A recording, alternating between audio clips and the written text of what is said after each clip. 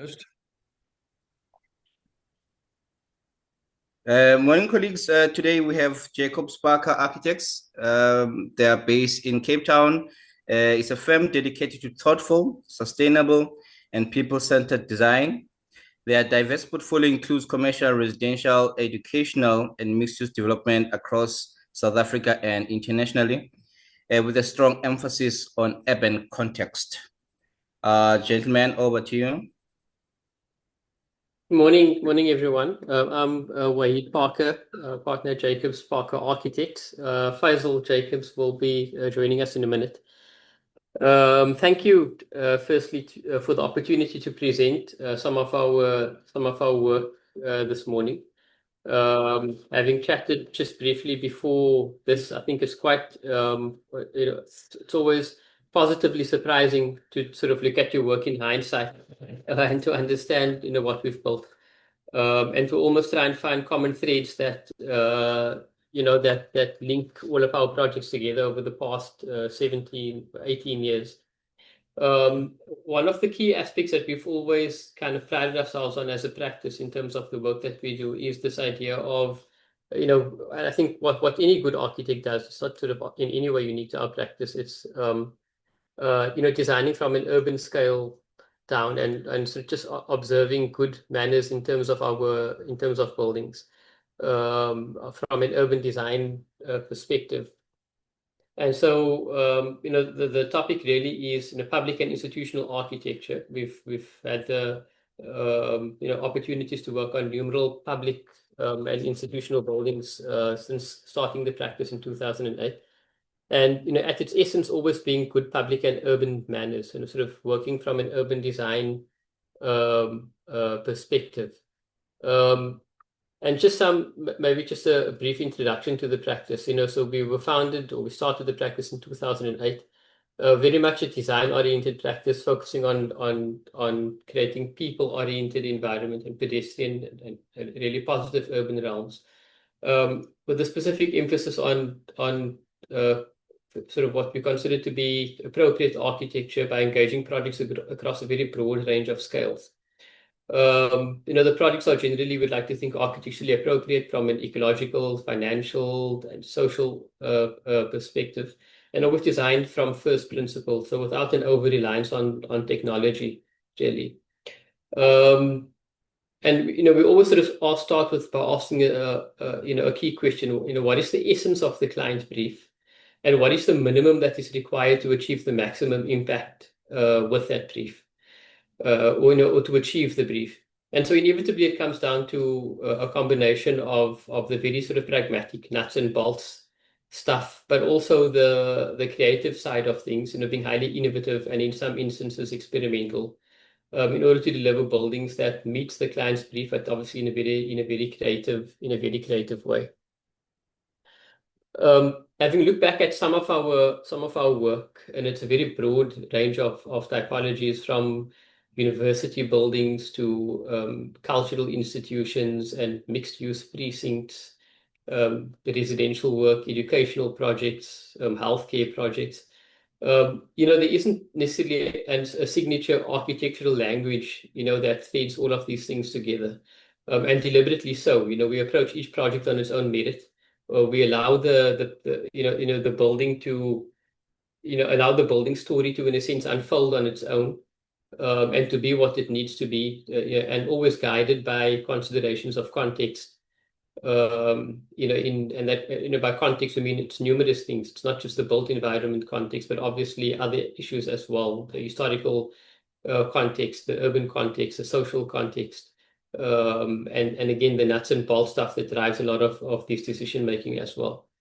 But ultimately, it's a sense of the building growing out of what it needs to be, as opposed to us imposing something on the site that we feel it should be. And inevitably there are multiple ways of interpreting the same brief or achieving an objective. We worked on two projects several years apart. We were one out of four firms on this project in Cape Town. and throughout this project, there was always a key question being asked about the form of the spaces, the proportions of spaces, because they're highly functional spaces, being a museum and a gallery, or hotel rooms for that matter, even. Issues of light, a great deal of emphasis on materiality and flexibility. But again, the question was always, what is the essence of the brief and the minimum that is required to achieve the maximum impact? And the same issues of form, proportion, light, materiality, and flexibility. If I can just sort of, as a counterpoint, show another project that we worked on that considered exactly the same factors, but delivered a obviously very different building. This instance, a school hall, again, doing, in a sense, spending the money where it's absolutely proud, where it needs to be spent, and the minimum required to achieve the maximum impact. So this being the main central space where students gather. The school previously never had a hall. Assemblies would take place outside. There was no facilities for indoor sports. And suddenly by having a hall, it brought a lot of dignity to the school because it could offer all of that, plus an expanded curriculum, have another revenue stream by renting the space out for events.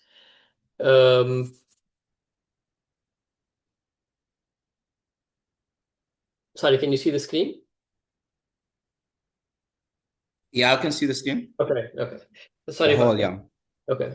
And so really, but this was designed very differently on obviously a much more modest budget. And the idea here was to, also considerations of light, to admit light on the south through varying levels of opacity with clear story glazing, having this holding able to open up on the side, having no glass at all facing the street simply because it's a security risk and a vandalism risk.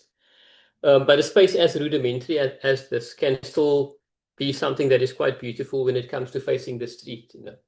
And so from our perspective, the best way to enhance the building is really to enhance the street, and for the building to always making some sort of contribution to the broader urban and public realm. And so this is a school hall that, typically would just be basically a shed, and through a very, would like to think, clever way of arranging the program on the site, we were able to create a foyer space at 1.5 volumes, where normally there would be no foyer. And that is just by working creatively with how we arrange the program on the site.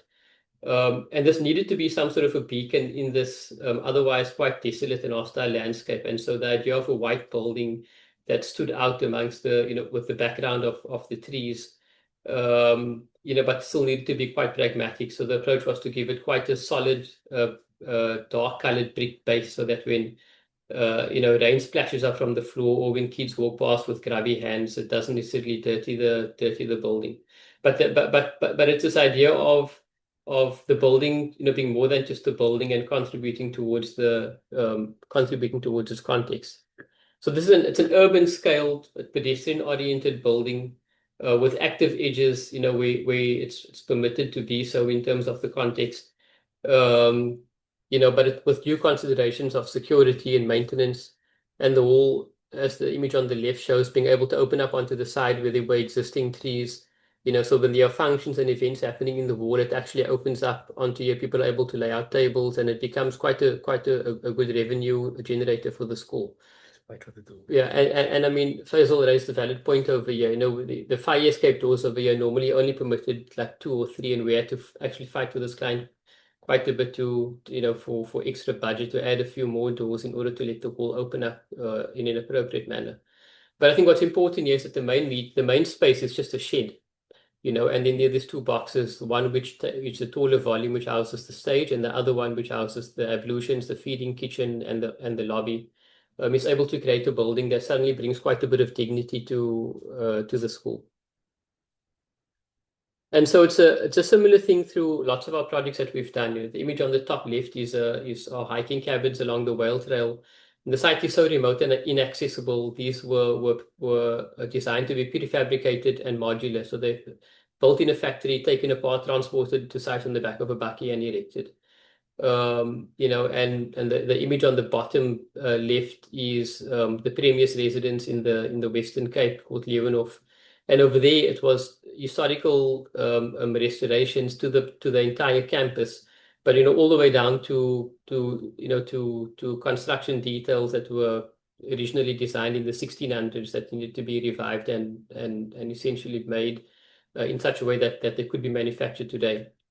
And the image on the bottom right is a security gatehouse for the city of Cape Town, close to the Vemershoek Dam. And so there's this incredibly scenic drive up this road with the mountains in the background that we didn't want to disturb. But obviously, being a security gatehouse and a point of access control, the building needed to be, in a sense, bold and quite definite, so that when you approach the building, you knew that you needed to stop at this point. But we didn't want anything to interfere with that dramatic skyline of the mountain. So the building is built out of stone, literally harvested from the site. So it fades into the background from a distance. You don't even see the building. All you see is the mountains, which we felt was appropriate in that context. And as you approach the building, suddenly the building becomes more apparent. And the mountains are always there, but the building becomes quite definite and apparent in your line of sight that you need to stop at this point. So again, the approach to the building, from an urban design point of view, is as important as the building itself. How the building sort of unfolds and how it gels and works with the surrounding landscape. So, having reviewed some of these projects, before we get into the two specific projects of today, I mean, we'd like to think that all of these are acceptable and appropriate design responses within a specific context and within a certain set of constraints. And so the idea is always for us to define the constraints up front and to design appropriately within that framework that we set ourselves. And of course, this means interrogating the project objectives and requirements from all perspectives, from an urban design scale, not just in terms of orientation, but also its edge conditions, its contribution to the street, pedestrian and vehicular movement, etc. And then also the more sort of nuanced and granular detail of the client brief in terms of spatial and programmatic requirements. And then understanding the materiality, where we draw inspiration from in terms of context. Does it need to relate directly or literally to the surrounding buildings, or is there a need for this to be a different building, deliberately so? And how that materiality then feeds into its architectural expression. Understanding the nuts and bolts of things, like norms and standards for certain clients, building regulations, the building life cycle, the degree of permanence that you want to program into a building, and the degree of flexibility that needs to be programmed into the building. Future precinct planning and city upgrades, the maintenance regimen, and so on. So the approach generally is to identify the design problem, first at an urban scale, and then formulate an appropriate response, and to implement that response with rationality, a sense of robustness, and obviously as architects we'd always like to do this with elegance. So the two specific projects that we'll present now is, and we chose these two specifically because the locations are so vastly different to each other, or the settings of the sites. And they resulted naturally in two very different buildings, but it's the same sort of thought process that led to two very different conclusions. So the building on the left is the site on the left is the Karl Bremer Hospital Precinct in Bellville in Cape Town, sort of just off the N1. So, partly sort of typical suburban setting, as you can see at the bottom of that image. And this hospital is just this really massive, imposing red brick structure, quite inhospitable in terms of its environment, really, from a pedestrian point of view, and then a vast collection of scattered buildings that were built sort of over the years as the site developed and as the need arose for them. And so despite its scale, it lacks a sense of identity or even sort of a front door. So it's actually very confusing. Despite the building being a significant landmark, it's quite confusing to find your way, into the actual hospital, because it's just quite a disorienting environment. And there's the sense of anonymity, walking along the surrounding streets and feeling a bit lost along a very hostile road that is clearly designed for cars traveling at high speed. And that road is one of the constraints we considered, so along the street, there's this thing of fast moving traffic, and the building, in a sense, requires some sort of scale and presence on that street as an identifying mark or a place mark to denote the entrance to the precinct. But at the same time, you always want to create a pedestrian friendly realm on the other side of that building. by using part of the building to create that. So there's this kind of duality between the scale of the street and the scale of the pedestrian. And so, and the dominant material is sort of a red face brick, and that's just sort of a fact that we considered when looking at the precinct. So this photo was taken while the building is under construction. You can in fact see sort of towards the middle of the page where the formwork and the yellow part of the building are. Then on the right is the Neville Alexander School of Education, situated at UCT. And most people would be familiar with UCT's upper campus. If I can just sort of draw over here, which is situated over here. And but this building that we looked at now is actually situated on UCT's middle campus, which is just below the M3 highway. And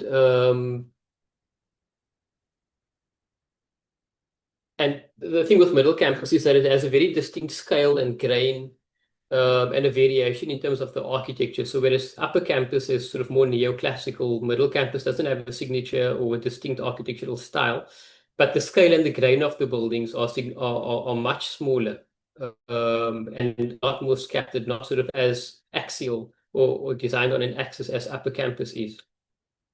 And the buildings don't have a coherent architectural language. The site itself is situated, let me just try and annotate over here so I can show. I'm not sure if you're able to see what I'm drawing on the screen. We're still on the two images, aerial images. Okay. Are you able to see anything that I'm drawing over here? I can see the cursor, but not a drawing. Not a drawing. Okay, no, that's fine. Okay, well, so this is the upper campus over here. This is the middle campus precinct over here, and this little mini forest over here. So right on the edge of the cricket oval is where the site is actually located. From the outset, we asked our client whether this is actually an appropriate site to be building on. Given the fact that there are several protected trees on the site. Kudos to the client. They were insistent that we need to, build a building on the site because it forms part of the broader sort of urban strategy for densifying this part of the campus. So it was an incredibly challenging project, but one that we felt, in a sense, brings out the challenge often brings out the best creative response. So in addition to the fact that the site is actually a mini forest with several legally protected species of trees, the middle campus itself is a very green and pedestrian-friendly campus, which is sort of a counterpoint to the Karl Bremer precinct. So although it's disjointed in terms of buildings, it does feel quite coherent with the green system that kind of links everything together. The site is also very close to quite a key sort of modernist building, which I'm pointing out over here, which is the ballet school designed by Revel Fox. And then also on an axis from Main Road and the Baxter Theatre, and close to several other administration buildings.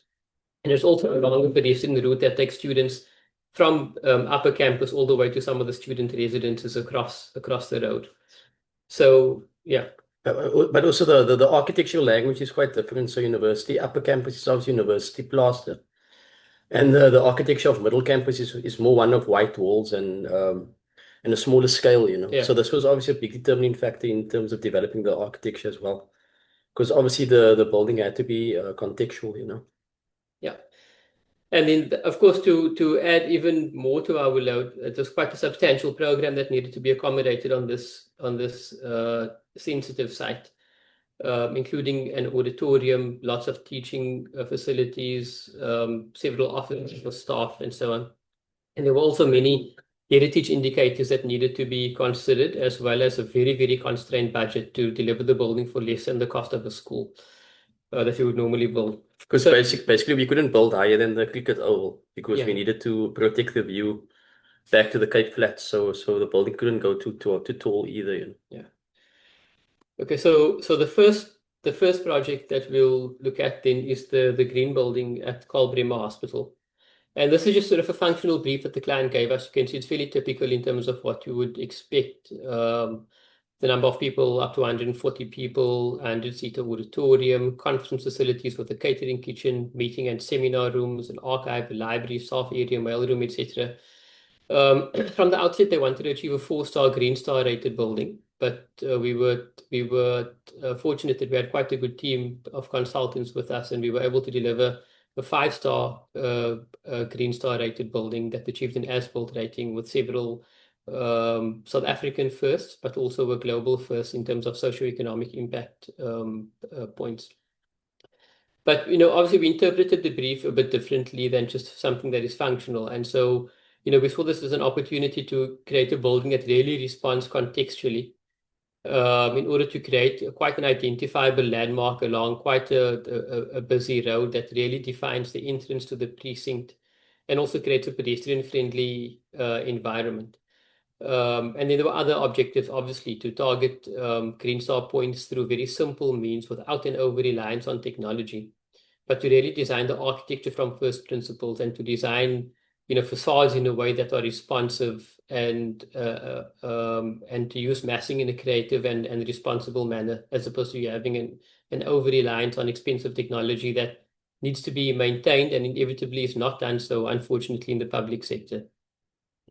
And so there were also other things we wanted to achieve, like celebrating the everyday activity that happens in a building, and looking at the design brief and really taking all of these things that can be condensed, like the auditorium and conference facilities and meeting rooms and seminars and the library and so on, and condensing all of those onto the ground floor so that they could be used by people outside the building without those people having to move up into the building, so reducing the security risk, but also creating a very activated ground floor plane that can then spill out into the surrounding areas as well.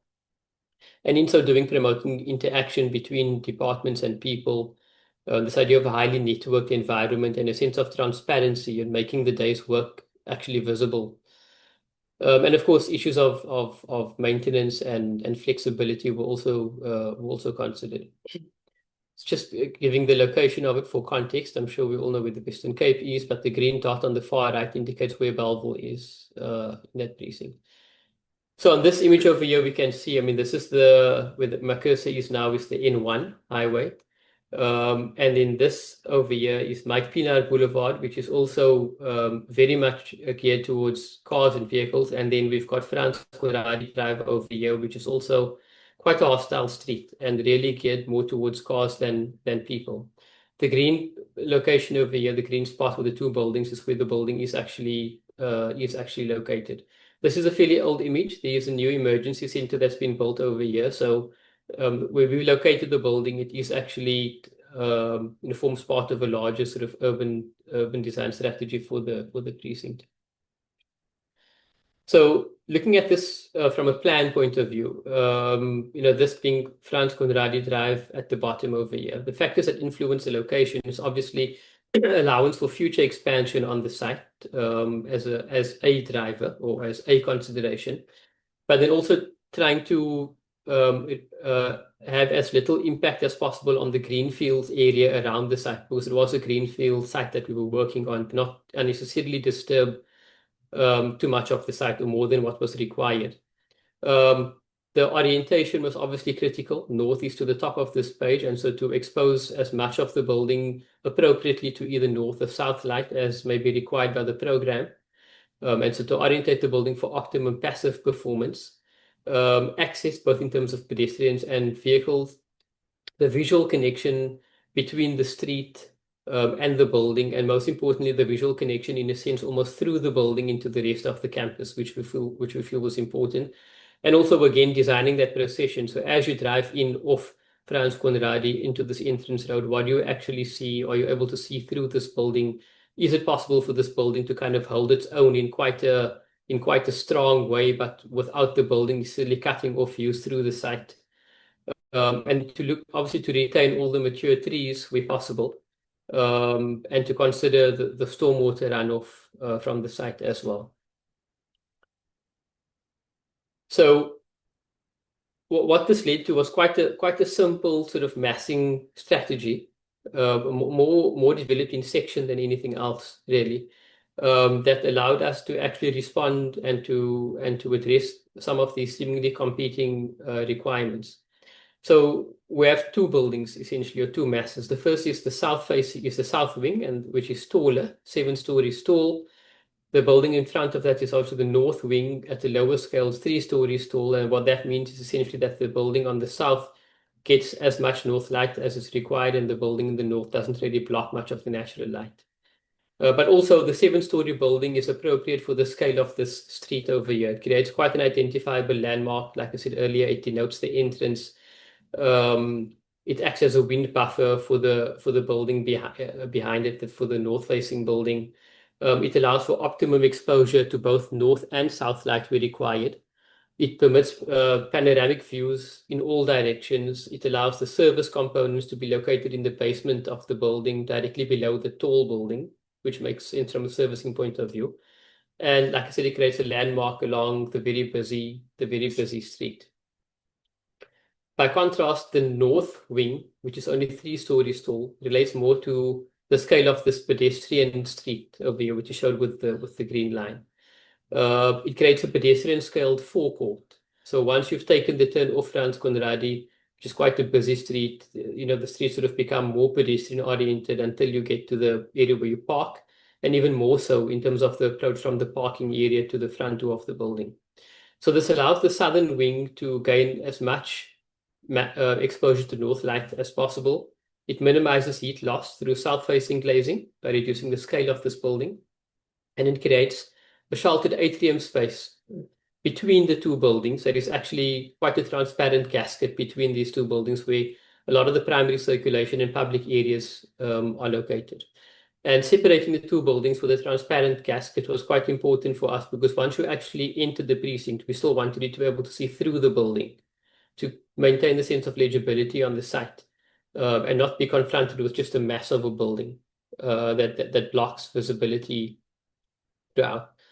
So one of the early sketches we looked at in terms of conceptual development relates to or tries to address some of these constraints. So the idea was to split the mass of the building into two, as we saw earlier, to reduce the overall visual impact, to use the taller building to denote the entry and the landmark to the precinct, and then to create a window between the two masses. So the orange arrow at the bottom shows how one would typically turn into the site towards the entrance. And from the time you enter, you're actually able to see through this transparent gasket, which links the two buildings together.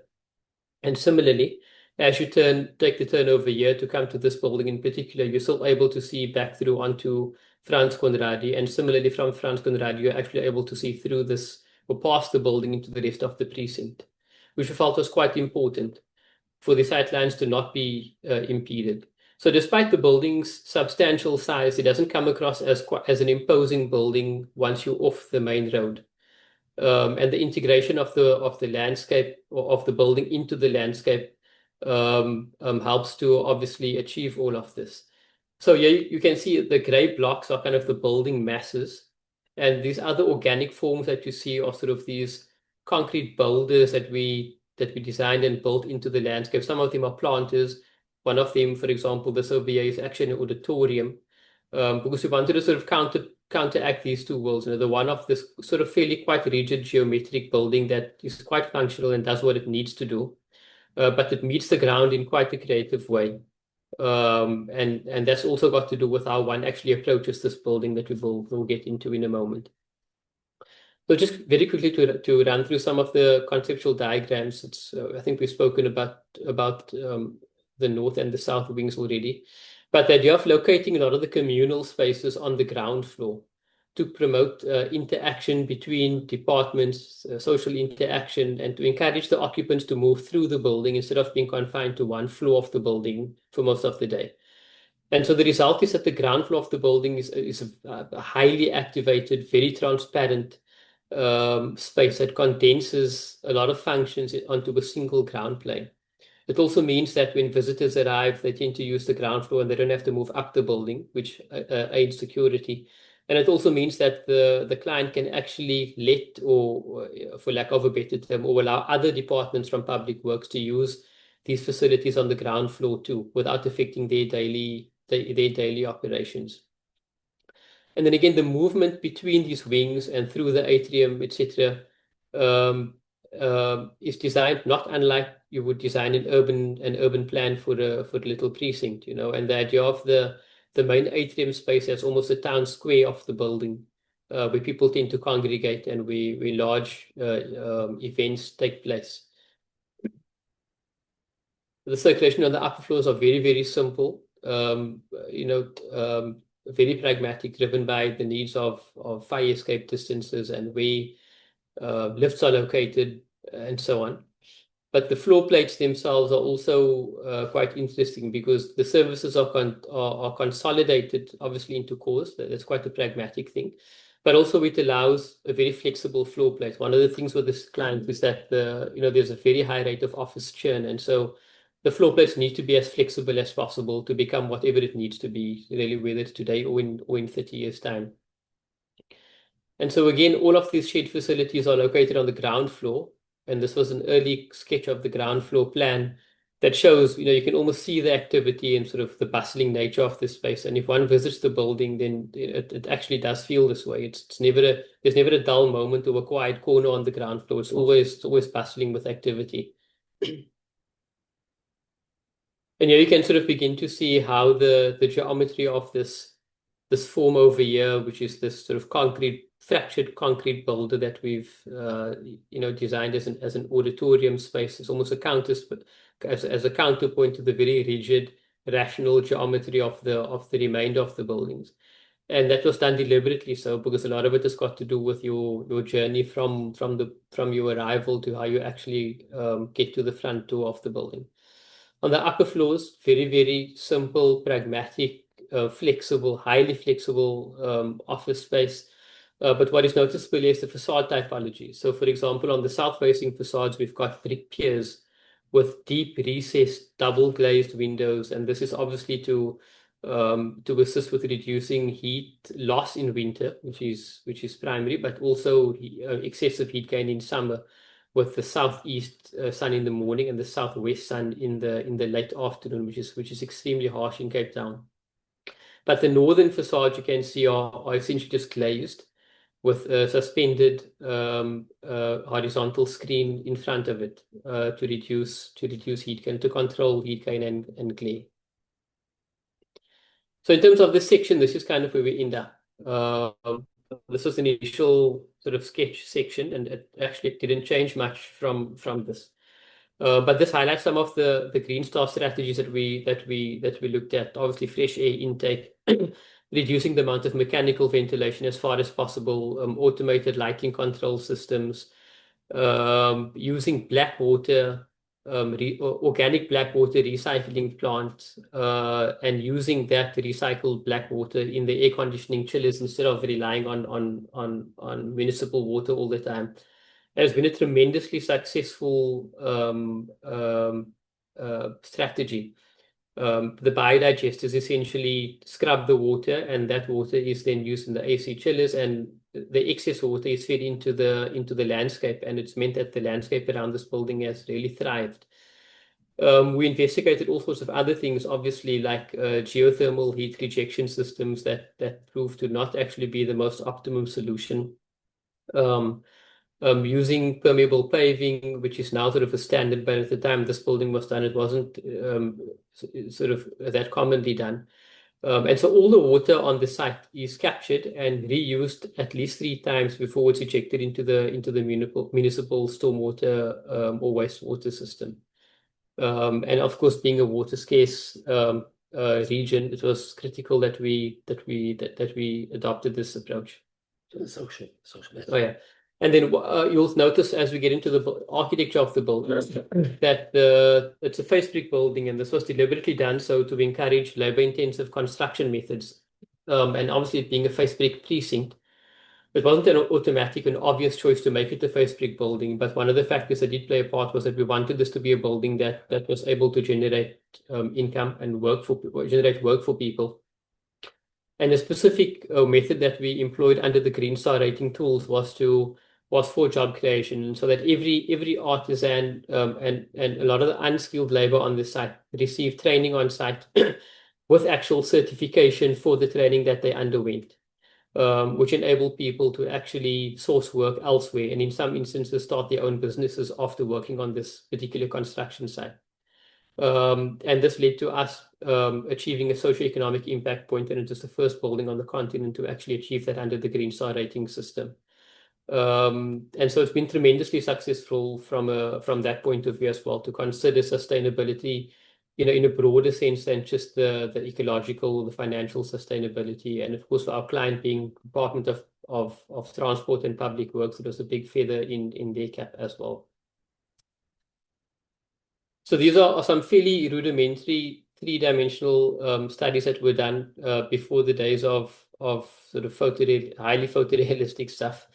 But in essence, what we were trying to achieve and illustrate over here was sort of the geometric nature of the building above and the more organic forms below.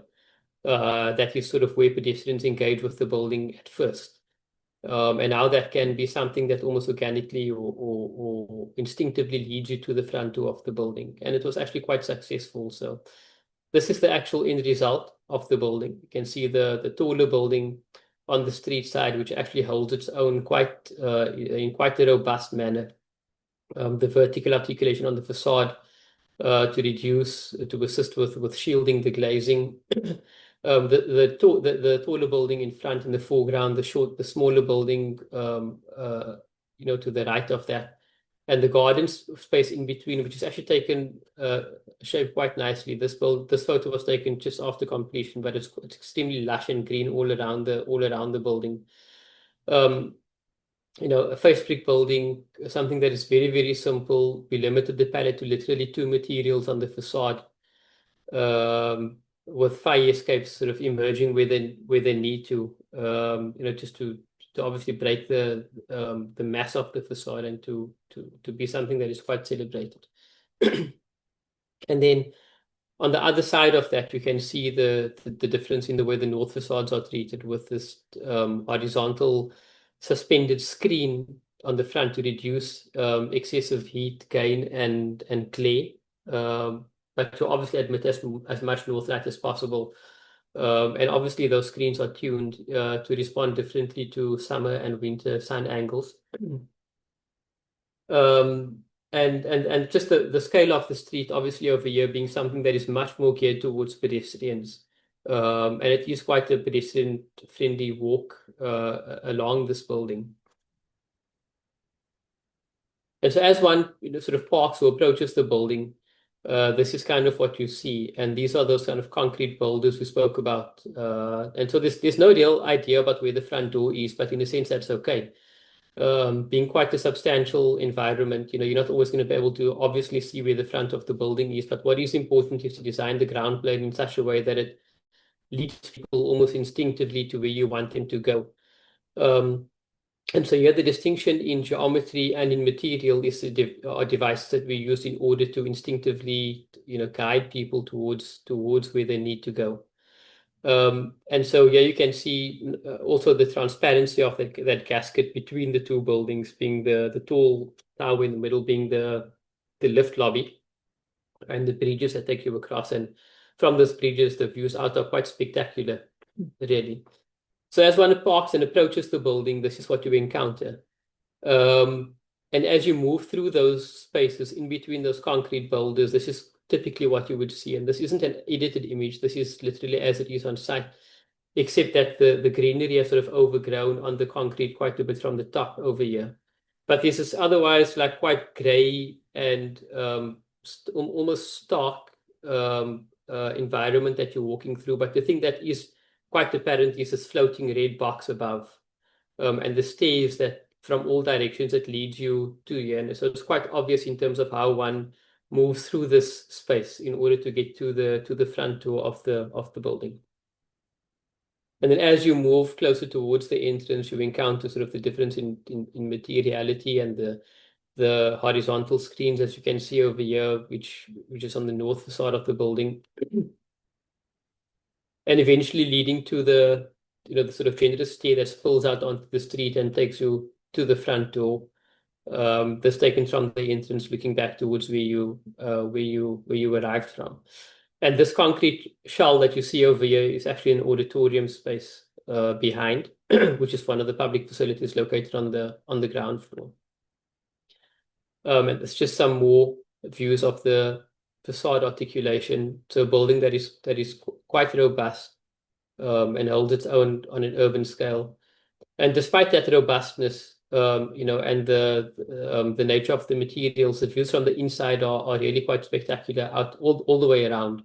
This looking sort of more towards the Stellenbosch side. But on the other side, even looking back towards Table Mountain is quite, they're quite spectacular. And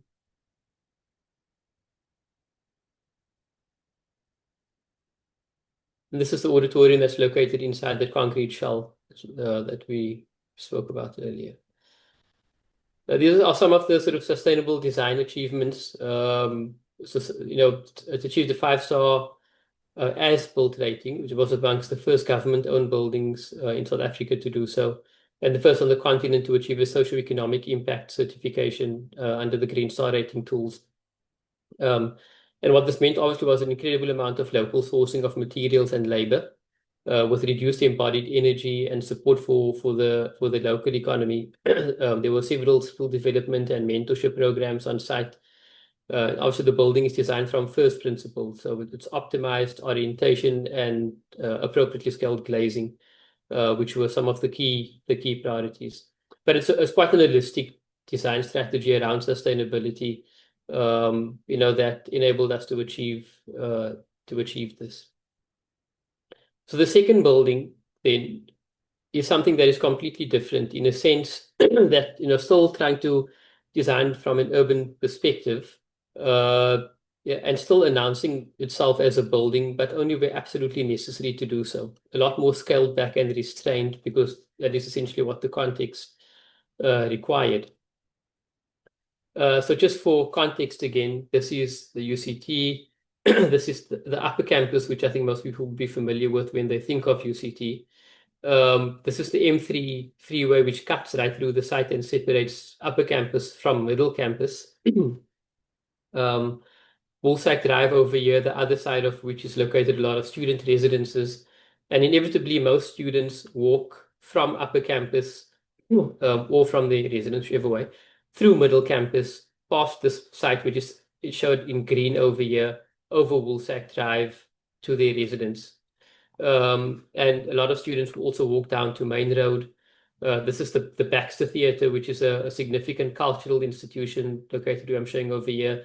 UCT's music school is located over here, and a lot of UCT's admin facilities are located where the cursor indicates over here. This is UCT's cricket oval, which is slightly elevated from our site. And then the Revel Fox designed ballet school, which is a significant modernist building situated just over here. So the site is really located at the intersection of fairly significant pedestrian and vehicular circulation routes on a campus that is green and quite pedestrian friendly, with the grain of buildings being smaller scaled and very different to that of upper campus. And the site happens to be located at the intersection of many of these things. So from the outset, it was decided that, given the scale of the site, there's obviously no space for parking on site, and we will make use of existing parking around the facility. And both the municipality and UCT were fine with that, which thankfully made our life a lot easier. And these images over here sort of gives an idea of the site of the middle campus precinct. It's quite green, it's quite woody, and it's low density fabric. Buildings are of a much smaller scale. It's, like I said, adjacent to the ballet school and the cricket oval. There are extensive mature trees on the site. It's got a very wooded, sort of green wooded character that dominates the precinct. And so that sort of green network and the green fabric for us was, in a sense, almost more important than the building. I mean, it was important for any proposal to respect that and to enhance it instead of detracting from it. And also another noteworthy point is that all of the clumps of trees or collections of trees or trees as a group were actually considered to have heritage significance. So what we did was, as we'll see later on, is to consider that quite carefully when looking at the massing of the project. There were two buildings on site that needed to be demolished in order to make way for the new development, but they were fairly insignificant. So a key informant to what we actually did was to map or have an arborist map all the trees on the site and to understand the age, their condition, whether they are legally protected or not.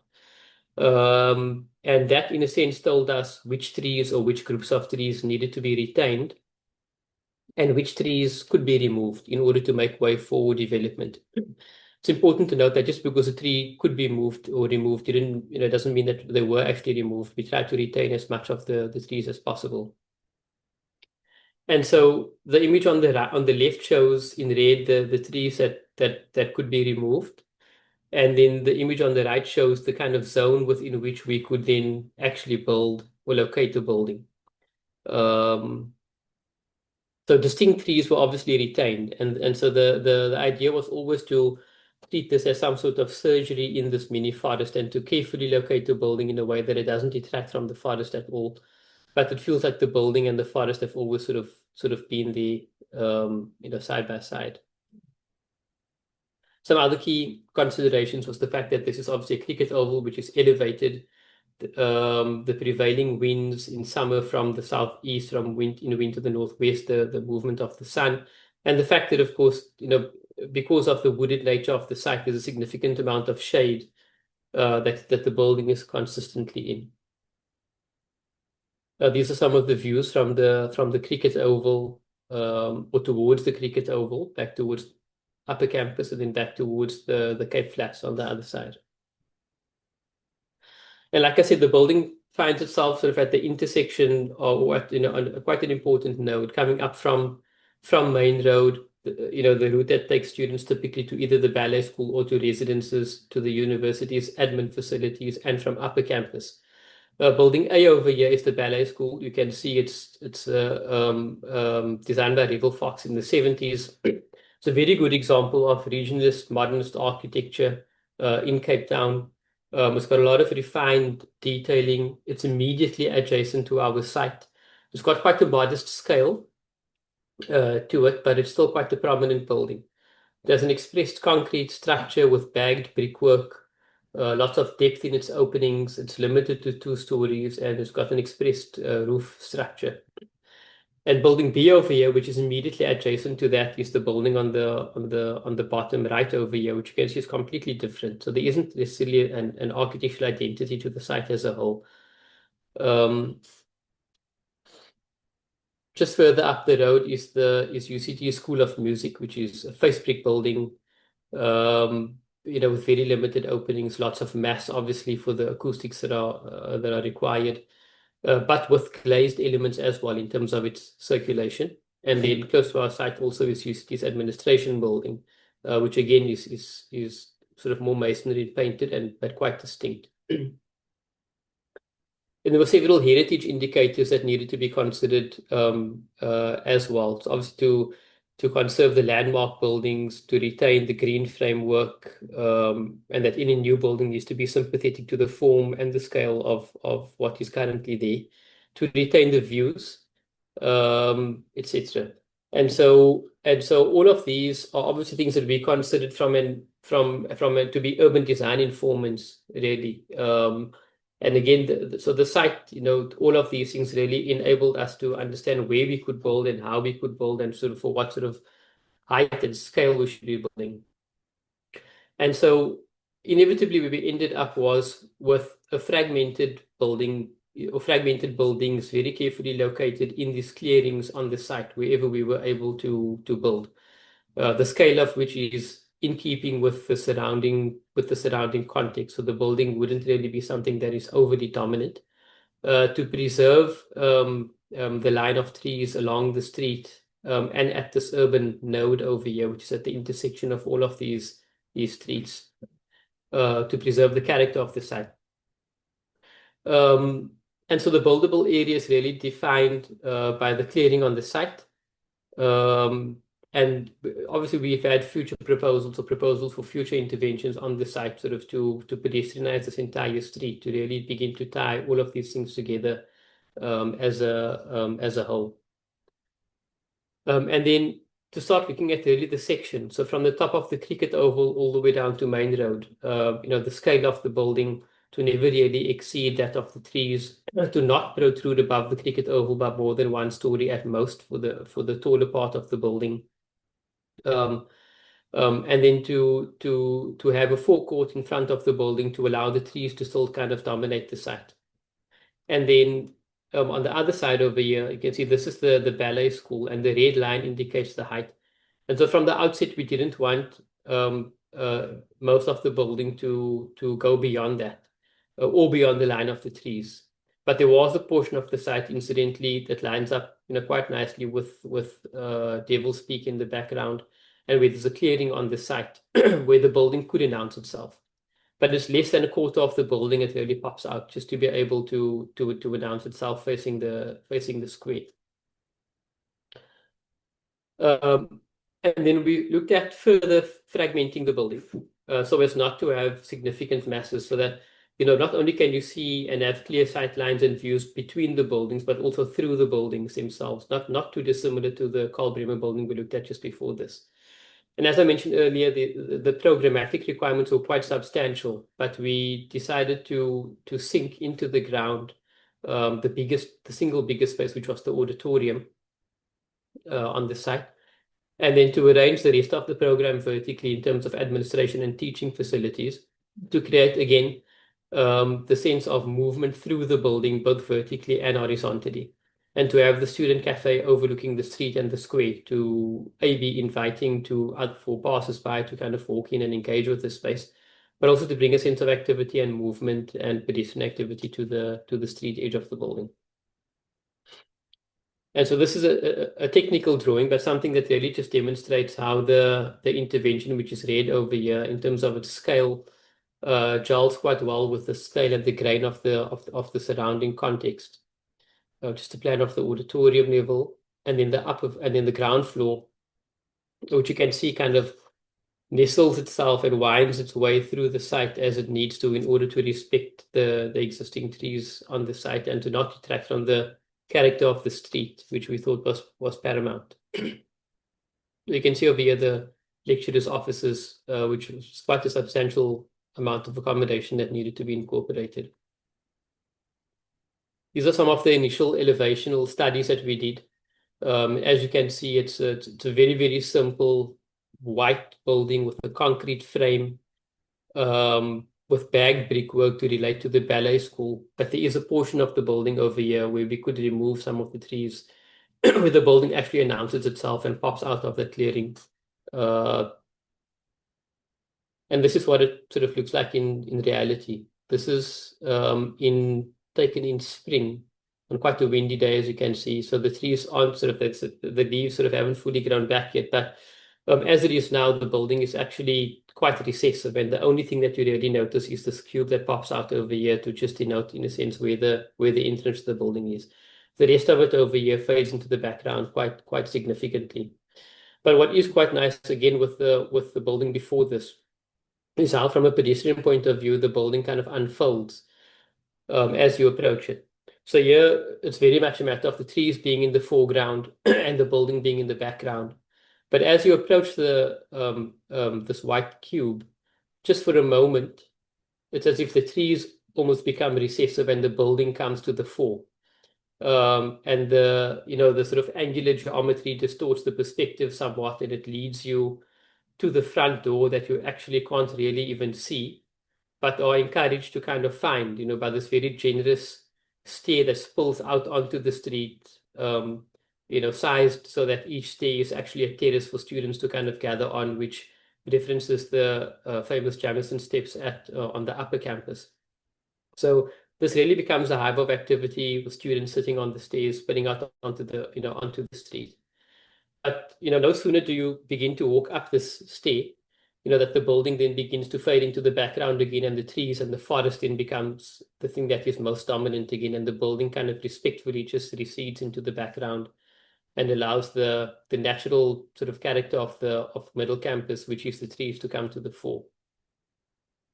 And so wherever you are on that stoop where you arrive, there's always a sense that you are, in part of a larger green system. And even though the building is always present in the form of this heavy sort of masonry walls, and the kind of rigid geometry, it's always punctuated with opportunities to see the sky and to engage with the forest and to see the surrounding context quite clearly.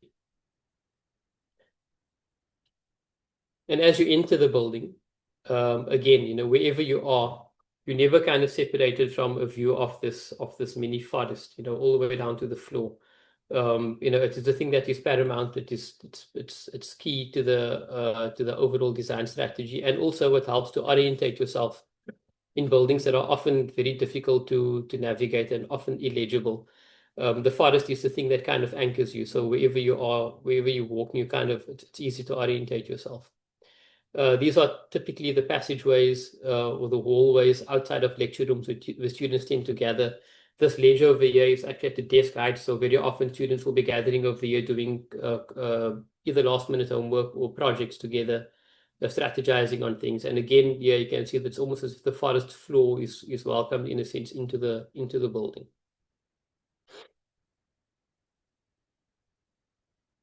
This is a typical teaching space in there, where again, wherever you are always able to view out into the forest. And it's when you're in this space, it really feels as if you're actually in the canopy of the trees, in your classroom, which we thought is quite a refreshing shift from the typical classrooms that we were taught in. And again, it's not a building that is shy to impose itself, but it does so in a manner that is quite restrained. Always inviting views in, views out, with due respect for its context.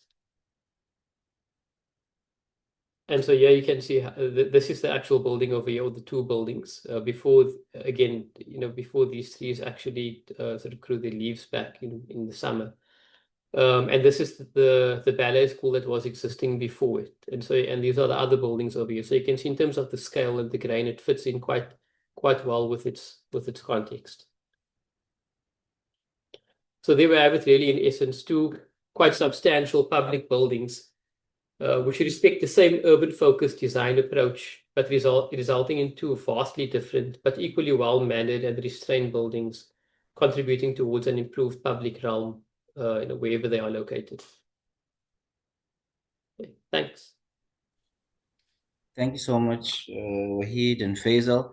There's a question on the chat box on the materials of the green building, the horizontal materials. Is that aluminium?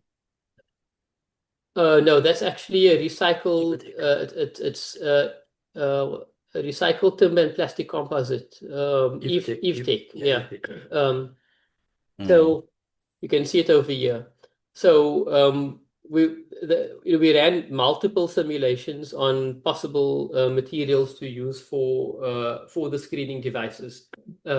Timber was obviously something that we wanted to use initially up front, but the total sort of life cycle cost in terms of maintenance, upkeep, and so on, actually led us through a very scientific and rigorous approach to end up using Everlast, which is a recycled composite material.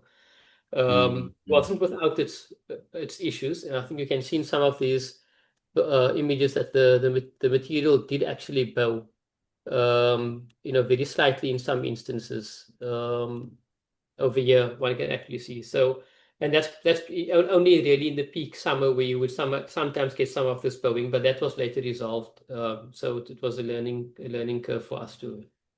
But obviously, given the Green Star process, it was quite a scientific process where it was about points and numbers, and which guided also decision making, because there were specific points we needed to achieve in order to get the 5-star rating, which was actually quite helpful also in assisting us in making big decisions.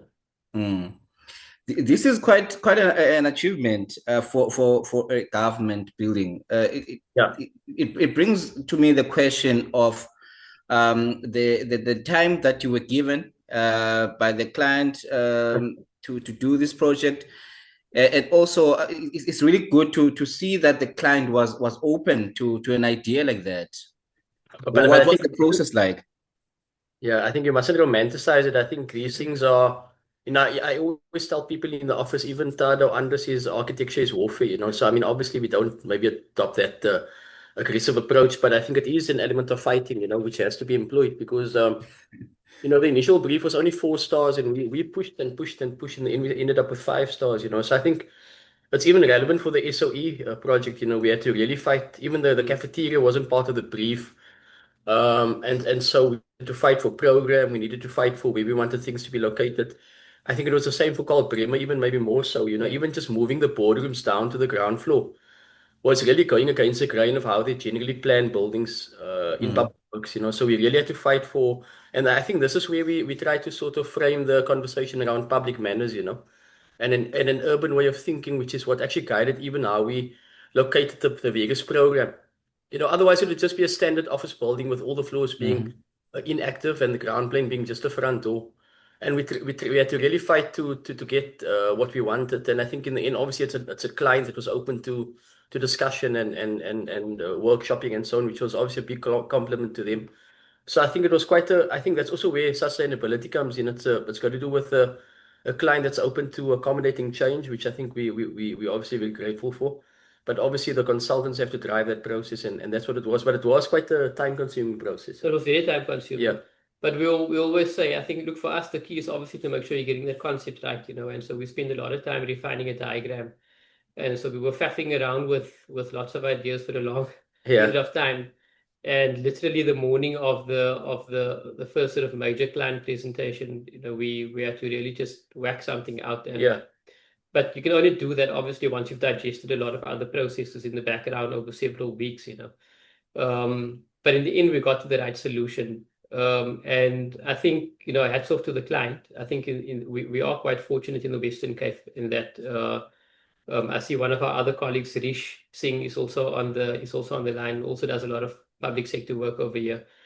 And Mm-hmm. we are fortunate in the Western Cape to have a client that is quite open-minded, and Yeah. that is willing to push the envelope for as long as you can remain within a certain set of constraints. Yeah. And so I think that forces you to be a lot more creative. So they want a building that is low maintenance. They want a building that is robust. They want a building that can be changed into anything they want it to be changed into, and they wanted to have a certain star rating. Our job as architects obviously is to take those constraints and to be as creative as possible with it. And that doesn't mean having big budgets. I mean, we always look at this. If I can just go back to that school hall project, we were given an opportunity on the school hall. They said, fine, design it like this. Our walls don't look like this. We're not giving you a cent more to spend, but if you can achieve what you want to achieve for that budget, then do it. So they won't excessively tie your hands from an architectural perspective, as long as you can give them something that ticks the boxes, meets the brief, and is within budget. They're happy for you to be as creative as you need to be. And so often that happens with clients, as I think we all know. But I mean, obviously there was a constraint program on actually all these projects. So we needed to just push and push. And I think the way our practice works is that we invest a lot of time upfront in the conceptual design process. And I think there's a lot of sketches and explorations that are not even on the screen. And I think it's just the nature of architecture that you need to invest a lot of time up front, get the rules to work. So we Mm-hmm. always in the office, I think a big part of the challenge up front is to understand what the problem is, because without knowing what the problem is, you can't really design a solution. So you almost have to unpack and distill the problem first, and then you can problem solve and come up with creative solutions. And I think often that's maybe where we fall flat, in the fact that we don't really understand what are the constraints, what are the actual problems, and a lot of those the problems actually come out of the context, understanding the urban problems and then coming up with solutions that are tailor-made to respond to those. So even in this hall, there's a big square in front of it, and we designed the trees and the planters as seats. And the place is really, really well occupied and used even till today. Even the way we did the tuck shop, you can see the canopy coming out, the way the window level is dropped so that it works around the height of the students. And these are all things that influence how buildings are finally resolved and how they actually work. I think if we don't think at an urban level, then obviously you let the context down, you know. So I think for us, these are primary drivers up front. Mm. No, thank you, gentlemen. Any questions, comments, colleagues? Rob?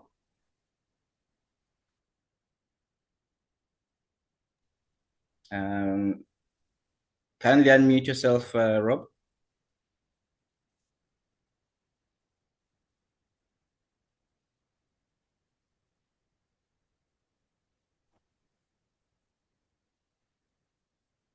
No.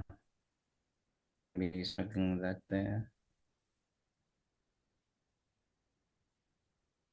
Any other comments? You can come back to us, Rob, when you figure it out. Monique?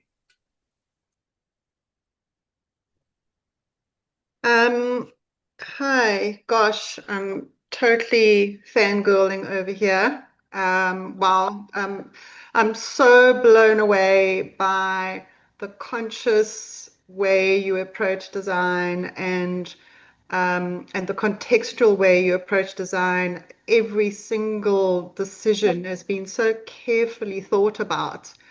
And you weren't kidding that you don't have a style, that you approach every single building with a very with an open mind and a clean slate, and you take all the parameters and put them together. And I mean that's something that ourselves in our work we try to aspire to, but I think you've really achieved it, and the scale of the work, and it's from this hall, the school hall, all the way through to massive public works buildings. My feeling is, and I hope there's some lecturers online here, I think this presentation should be mandatory to all architecture students, because the way you approach it is the way we're all supposed to approach it. So I'd really, really want to thank you for this presentation this morning. I'm really very excited about it. Thank you very much, Thank you Monique. so much. We Yeah, appreciate really it. appreciate it. Thank you so much, Monique. Rob, are you back? I am back. Thank you. I couldn't unmute myself. I wanted to express my very deep gratitude to two speakers on doing an exceptionally beautiful presentation of some really beautiful, beautiful buildings. I am moved by the way in which you consider the environment around yourselves. I am moved by the way you push the boundaries to create really wonderful buildings that actually speak to human beings and not to tick boxes. Thank you, thank you, thank you.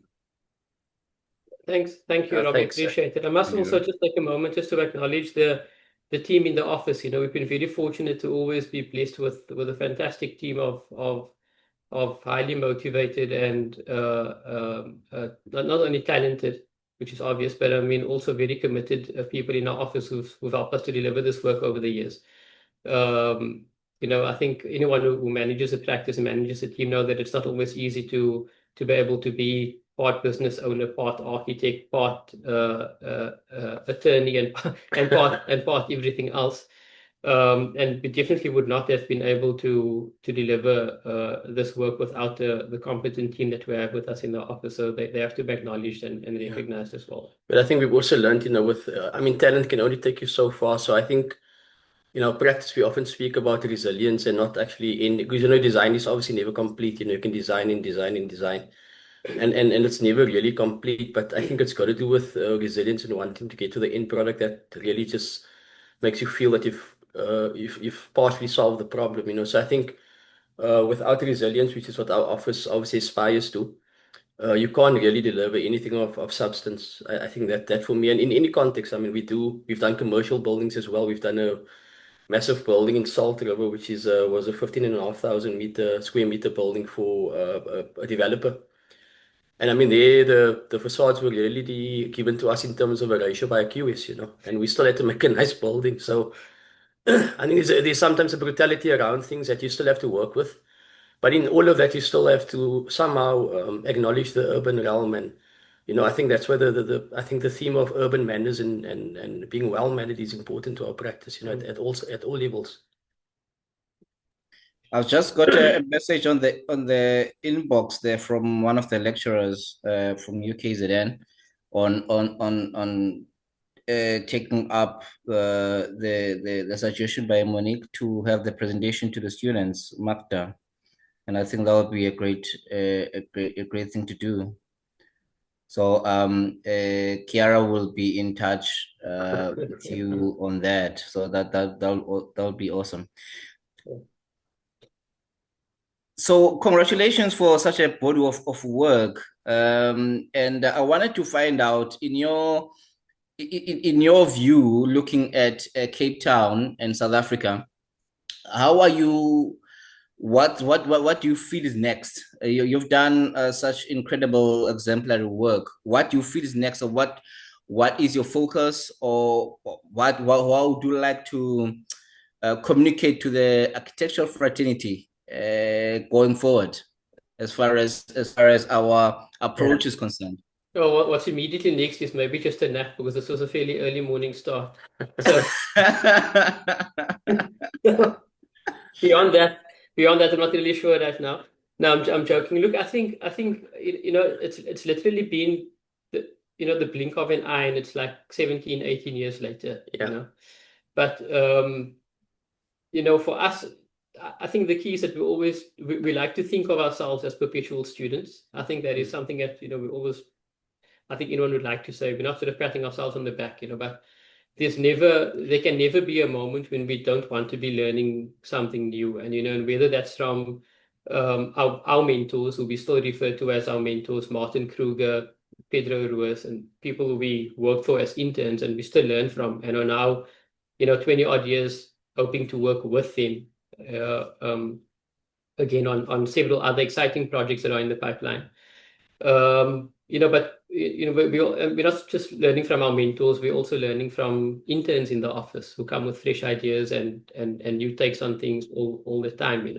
So I think this perpetual thing of learning is what is always there. It's not in the sense of what's next, it's in a sense what's always driven us and what will always drive us.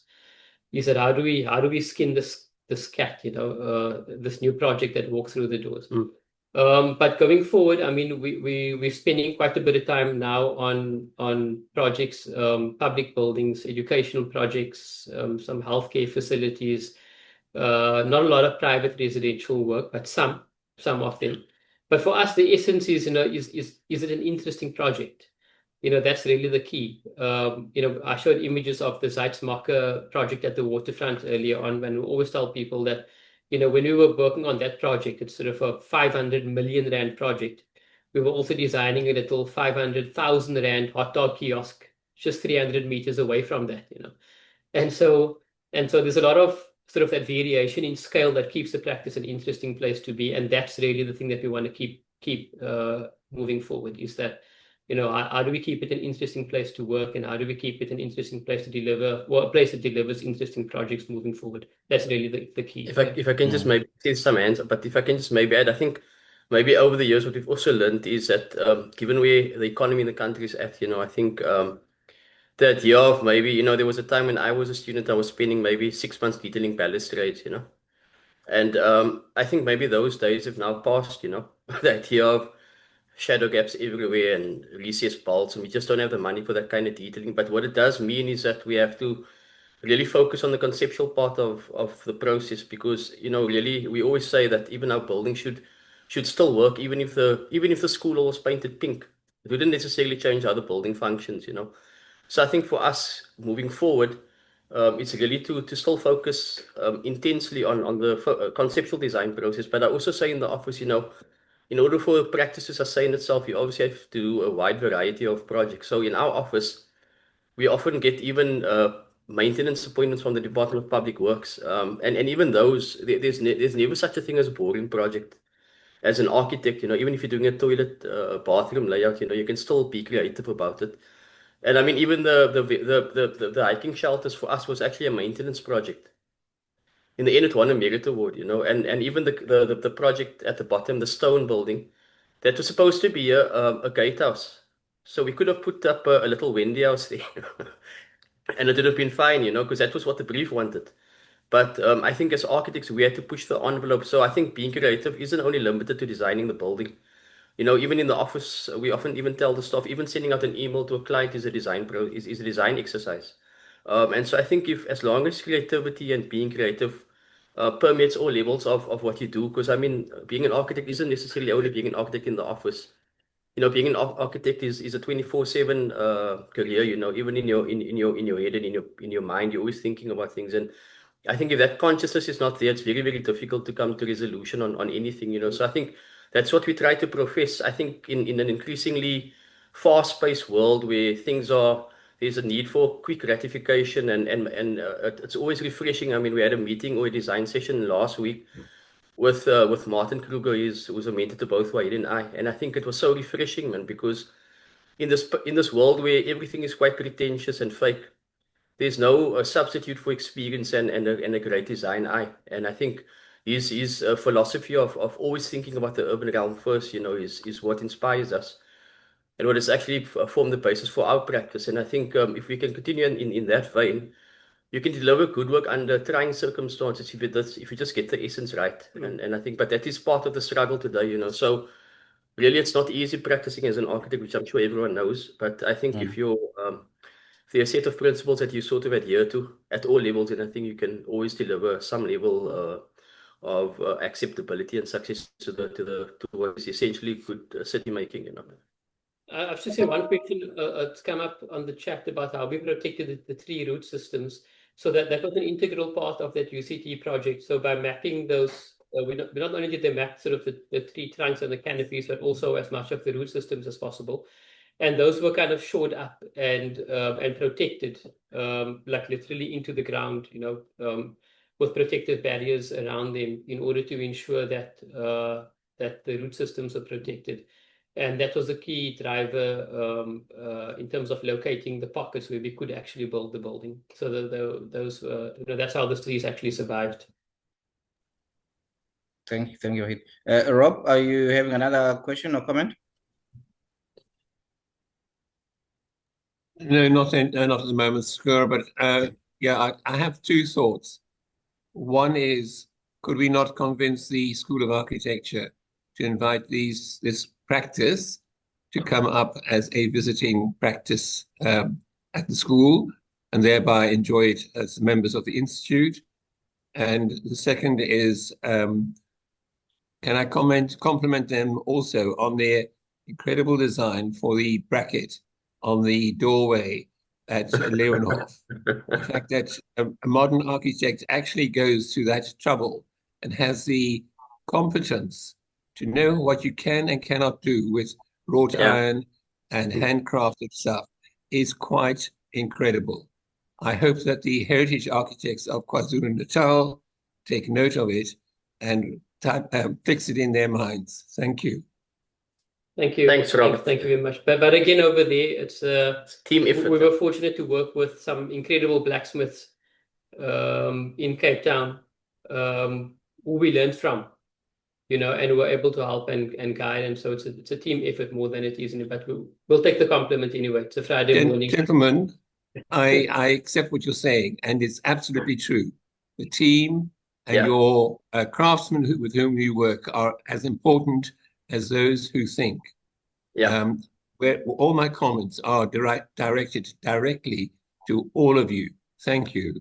Thank you so much. Thank you. We appreciate that. Yeah. Thank you, Rob. Thank you, Faisal and Wahid. I think then we will continue the conversation and further interaction with the university. I think that will be very, very necessary. Yeah. Cool.